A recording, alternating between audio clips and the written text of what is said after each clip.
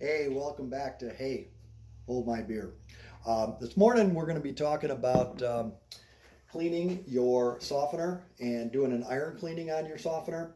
Not a problem in all likelihood if you're on city water, municipal water, but if you're on well water, there's a good chance that you can find iron in your system. And very quickly on iron I call Mr. Two-Face. When iron's in the ground, deep in the ground, it can have one face. When it comes up out of the ground, it presents a whole different challenge because iron turns to what we call rust.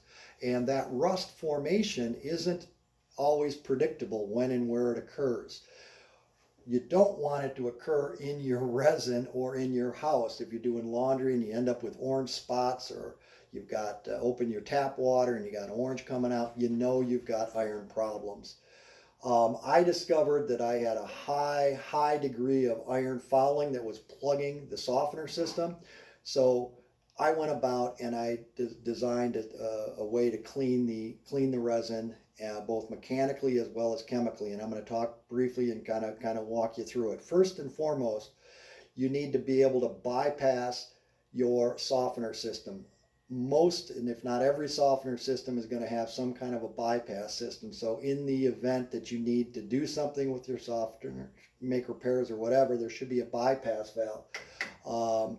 It may be color coded, there may be a system of hand valves, but you need to be able to bypass it. That way you can relieve the pressure, take the pressure off, get the softener system isolated so that you can then do what you need to. Now, what I did is first I took it offline, and that means bypassing it, taking the softener head off, and now I went through and I took an air compressor at very low pressure, about 10 psi. I air lanced it. Basically, I bubbled air down through this, and it kind of bubbled all the way up. And then I put the unit back online. I backwashed it, and I got a whole schmiggin load of iron that was freed up, and then it went out through the backwash line. At that point, I then took it back offline and I did a chemical cleaning. Okay, so first, there was a ton of mechanical plugging that needed to be, it just rust, and I needed to get it out of there. But there's still iron that's coating, and you can literally see it. It looks like just orange rust all over your resin. So what I did is and there's a lot of stuff available, but this one is really good. This is called Iron Out. You should be readily available. Follow all the directions on there. Be very careful because it is a chemical and it's got some hazards that you need to be aware of. But once you have your system isolated, depressurized, the head off, I took the water level down through siphoning. It was not too difficult to do. But then I filled up a bucket per the directions, and I poured it back in on top of this, okay?